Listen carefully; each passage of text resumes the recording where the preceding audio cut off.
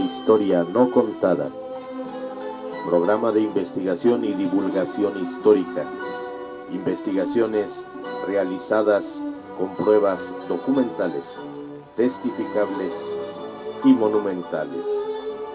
La historia que no está escrita en los libros oficiales. La historia no contada. Bienvenidos. Amigos, amigas, gracias por el favor de su presencia en este programa número 2 que nos da para mucho, imagínense 100 años de correspondencia, todo el siglo XIX de nuestros héroes. Pero ahora quiero hablar precisamente, ya hablamos de las cartas, de la carta del emperador a la emperatriz, hablando de su amorío con Concepción Sodano. Las cartas de don Juan Nepomuceno Almonte, que invitaba a comer la sopa nada más y comían muy tarde, a las 6 de la tarde. Eran otros usos y costumbres. Pero hoy quiero entregarles en este segundo programa, y les digo, a lo mejor habrá más, no a lo mejor, habrá más, Dios mediante, sobre correspondencia. Quiero comentar precisamente unas cartas sobre don Miguel Hidalgo y Costilla. Una de ellas que le envía antes al intendente Riaño, le envía don Miguel Hidalgo precisamente antes de llegar a la Alhóndiga de Granaditas.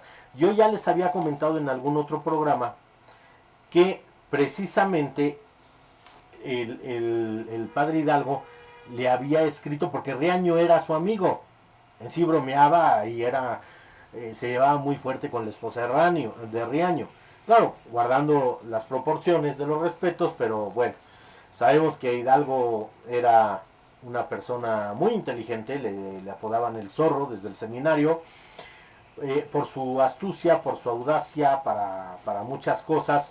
Y eso les llamaba mucho la atención, les hacía muy atractivo ese tipo de forma de ser a las señoras. Y pues obviamente la esposa del intendente Riaño pues no iba a pasar por alto los detalles del padre Hidalgo.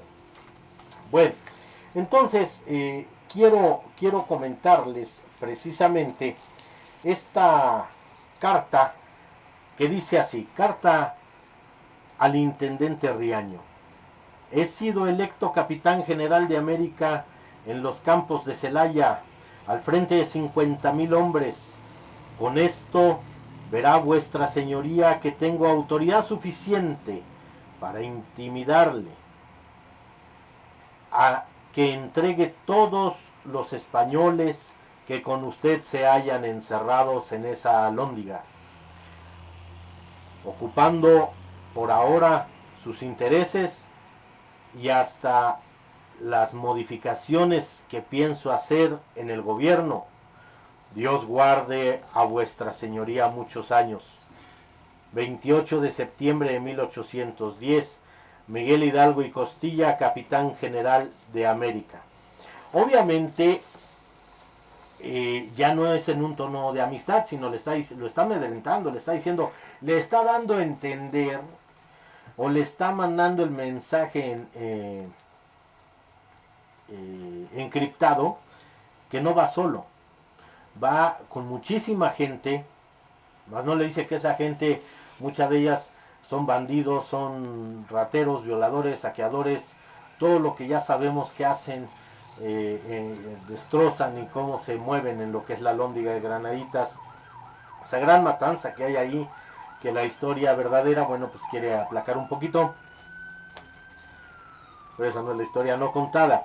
Hidalgo ahí se hace acompañar, dice aquí, Mariano Abasolo e Ignacio Camargo, quienes entregaron personalmente esta carta, y los realistas abrieron fuego, iniciando así el ataque. Entonces entregan la carta ya estando prácticamente a unos pasos, lo reciben la carta, y la contestación, vamos a decirlo así, de Riaño, porque ya no ya Hidalgo no recibe ningún otro documento del intendente Riaño, es fuego, abren fuego sobre ellos. Y eso de que si existió el Pípila o no existió el Pípila, bueno, el nombre de él era José Martínez, Juan José Martínez, y era un minero que precisamente su trabajo era, él cargaba, era minero, cargaba la loza, precisamente al trabajar, al sacar los bultos se dice que trabajaba en Guanajuato en la mina de la Valenciana, una de las más ricas que ha tenido la Nueva España en producción de oro y de plata, sobre todo de plata. Entonces, esta es una carta hecha allí prácticamente en una escribanía de campaña, se llama, que, bueno, todo general, está la escribanía de Iturbide, la tiene el Castillo de Chapultepec, hay varias escribanías que tenía Napoleón Bonaparte, don Benito Juárez, todos. ¿Y a qué me refiero a la escribanía o al recaudo de escribanía que se le llamaba? Bueno, a veces era solamente los dos tinteros y la pluma hechos en bronce o hechos en plata. Algunos estaban bañados en oro, otros eran en oro, cuando según tu nivel adquisitivo o el poder que tenías. Otros eran sobre todo los que se usaban en navegación, los que usaban los marinos, los capitanes navales de aquella época. Bueno, pues era una cajita donde se guardaba todo, se abría, se sacaban las hojas, se cerraba, ponías enfrente de ti tu tintero, tu pluma o plumilla y te servía para recargarte. Algunas eran de madera, con aplicaciones, de nácar, con marquetería, trabajos muy hermosos que hoy en día ya no los vemos, o eran una especie de libro muy grande y sobre él escribías. De ahí, bueno, pues se va a derivar el portafolio, la carpeleta. Sería muy interesante hacer un estudio histórico sobre el portafolio que hoy en día usamos, de dónde viene, ¿no? Y viene desde aquí, desde el trasladar documentos, desde las escribanías, desde las estafetas, desde mucho tiempo atrás, y puede ser hasta un tema de tesis para grado, déjenme decirles. Bueno, pero aquí hay otro detalle.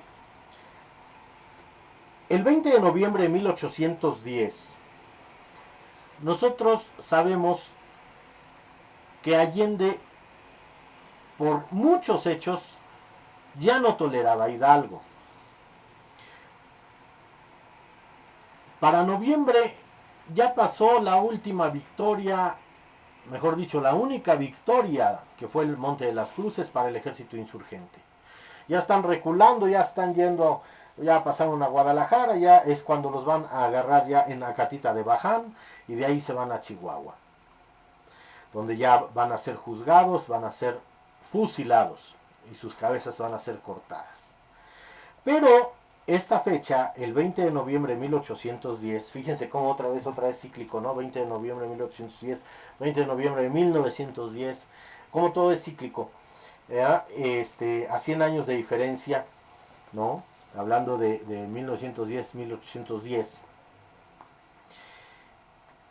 El capitán Ignacio Allende Unzaga le escribe esta carta y oigan en qué tono le habla, por decirlo así, le escribe a don Miguel Hidalgo y Costilla, y dice así: a don Miguel Hidalgo y Costilla, usted se ha desentendido de todo nuestro compromiso, incluyendo en ello el más negro desprecio hacia mi amistad. Desde Salvatierra contesté a su merced, diciendo que en mi parecer era el que fuese su merced a Valladolid y yo a Guanajuato, para que, levantando tropas y cañones, pudiésemos auxiliarnos mutuamente según se presentase el enemigo. Pero resultó que todo esto, que tomase usted el partido de desentenderse de mis oficios y solo buscase su seguridad personal, dejando a tantas familias comprometidas cuando podríamos haberlas hecho felices. No sé cómo en un corazón humano pueda caber tanto egoísmo. Espero que a la mayor brevedad ponga usted en marcha a las tropas y cañones o la declaración verdadera de su corazón en la inteligencia, que si es como sospecho, o sea, que usted solo trata de lograr su seguridad personal y burlarse de mí, juro a usted por quien soy, que me separaré de todo, mas no de la justa venganza personal. Capitán Ignacio Allende Unzaga. Fíjense nada más qué manera. Ahí se ve ya el tope, se ve el límite al cual ya había llegado el capitán Allende de todas las situaciones que Hidalgo ya había hecho. Dice, podíamos haber hecho felices a muchas familias, porque Hidalgo desde antes que iniciara la independencia, acuérdense que jugaba mucho baraja, apostaba mucho, debía mucho, y le daba sablazo a medio mundo que se dejara, pues por ser padre, es el padrecito, le presto y todo esto, cosa que muchos no han cambiado hoy en día, muchos de los curas siguen dando sablazos con obras de arte y con muchas otras cosas, con préstamos, y ya mejor me callo, pero bueno, y no ha cambiado la situación, y entonces, de ahí que alguna vez en una clase yo decía que, bueno, ciertamente sí pasa por la mente de Allende envenenar a Hidalgo y deshacerse de él. Por eso le dice, yo me libro de todo, me libro de la causa, pero no de mi justa venganza personal. Ya no lo ve como un cura, ya no lo ve como el generalísimo de América, como se autonombra, y además Hidalgo también llega, allí en Acatita de Baján ya hace que lo llamen Su Alteza Serenísima. No crean que ese título nada más se lo puso o se autonombra Santana años después. No, ya Hidalgo lo habíamos perdido en Acatita de Baján. Y ahí en Acatita de Baján, muchos libros no lo dicen, precisamente venía el hijo de Allende. Y cuando son aprendidos y someten a Allende, su hijo se abalanza sobre el realista, lo avienta, le dice, a mi padre no lo toques. Y el capitán insurgente, perdón, el capitán realista, mejor dicho, saca la pistola y le tira un balazo que le va a dar en la mera cabeza al hijo de Allende. Allende se queda, el autor Allende, el autor de las banderas gemelas, las primeras banderas de la insurgencia, que gracias a la gestión de Calderón, digan lo que digan del señor expresidente Calderón, gracias a él se trajeron de España, por intercambio de otras españolas que aquí se tenían en el castillo. Esas banderas gemelas las repatria el presidente Calderón para las fiestas del Bicentenario. Bueno, pues ahí ya se trastorna totalmente. Hidalgo ya venía trastornado desde la Alhóndiga. Pasa todo lo que tiene que pasar, la matanza de Guadalajara, y después ahí ya perdimos a Allende. Ya no le interesa nada, en su cara le matan al hijo. Si le dan tiempo no de enterrarlo, hay que profundizar un poquito más en ese capítulo de la historia, pero de que es un hecho real. Lo mismo que pasó con el hijo de Riaño, del intendente Riaño, que ya en otro momento ya lo hablé en otro programa. Entonces, no crean que todo fue bonito en la independencia y que cuando gritamos el Viva México el 15 de septiembre, híjoles a todo dar y ay, qué padre. Y no, amigos, amigas, hubo consecuencias fatales, nefastas y para todos, no nada más para, como lo dice aquí Allende, no nada más para la gente que pudo haber sido feliz o que la pudieron haber hecho feliz, sino que aquí encierra un todo, o les pedían, les aportaban lo poco que tenían, o Hidalgo pedía a la gente que podía, a las familias de los jóvenes, de la gente joven que podía pelear, que podía luchar, se fueran con él al movimiento insurgente. Con esas vanas promesas de gloria, pues muchas veces eran carne de cañón porque eran los de adelante. Acuérdense que siempre en una guerra los mandos son los que están atrás protegiéndose. Y aquí Allende dice claramente, no me queda duda que lo que usted solamente ve, lo que usted solamente quiere es su seguridad personal, anteponiendo todo, disponiendo de todo y arriesgándolo todo, lo de los demás, a favor de su seguridad personal. Entonces, esta carta vale oro, mis queridos amigos, amigas, de cómo alguien tiene los tamaños para retar al padre de la patria, que vuelvo a insistir y perdón que lo encomille, no es ninguna falta de respeto. Para mí realmente, en lo particular, Ricardo Trillanes, historiador, el padre de la patria es Morelos, no Hidalgo. Para mí. Pero bueno.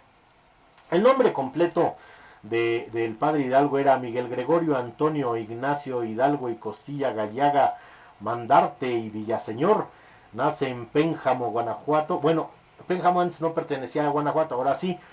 El 8 de mayo de 1753 y muere el 30 de julio de 1811 en Chihuahua, México. Él nace precisamente en la hacienda de Corralejo, donde hacen ese tequila todavía muy rico, vigente hasta nuestros días, porque su papá era el administrador de ahí, también él ahí aprende administración. A él le toca a los 14 años, tendría sobre 14, 15 años, en 1767, la orden que da Carlos III a nivel mundial de la expulsión de los jesuitas, mundial en el aspecto de todas las provincias españolas o de todos los virreinatos de españoles en América.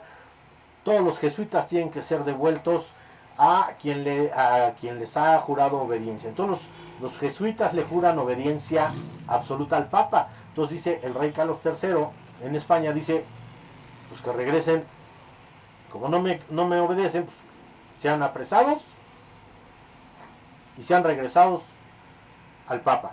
Entonces Roma se llena de sacerdotes jesuitas, algunos mueren, algunos no llegan, algunos ni siquiera alcanzan a embarcarse porque ya están muy viejos y por pues todo este ajetreo, toda esta falta que ellos lo toman, porque ciertamente el pasar a la vida clerical es, y hoy en día muchos así se creen todavía, muchos curas, es creerse intocables, es creerse ajenos a una realidad humana, fuera de la sencillez, fuera de la humildad, porque son curas, nadie les quita el mérito, pero no dejas de ser humano y no dejas de ser pecador y no dejas de ser muchas cosas, y por eso la regla de San Benito en los conventos, qué buena,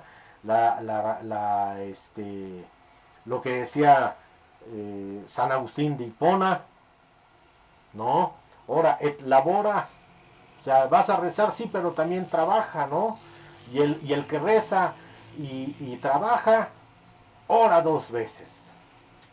Entonces, todas estas situaciones que se dan en la Nueva España, ya hablaremos de los conventos estos que tenían hasta la niña iba y se refugiaba al convento por alguna situación, pero tenía a sus criadas, tenía a quien le cosiera, tenía sus damas de compañía y vivían en el convento, y cuando eran consagradas las famosas monjas coronadas, todo esto que precisamente, fíjense, déjenme decirles que en el edificio de la Secretaría de Educación Pública, allí en Argentina, en la calle de Argentina, esquina Venezuela, estaba exhibidos dos cuerpos de religiosas que habían sido encontrados ahí en la restauración de esa esquina del edificio, por eso les digo Venezuela y República de Argentina, y ya nada más quedó uno y una de las mejores coronas que se encontró con los restos. Me enteré que en la remodelación, bueno, quien recupera esos restos y retira todas las piezas óseas y parte de lo que quedó de las monjas coronadas, lo recoge el INAH, el Instituto Nacional de Antropología e Historia, y estarán en algún otro lugar, Dios sabe dónde. Pero ya no se pueden apreciar como antes.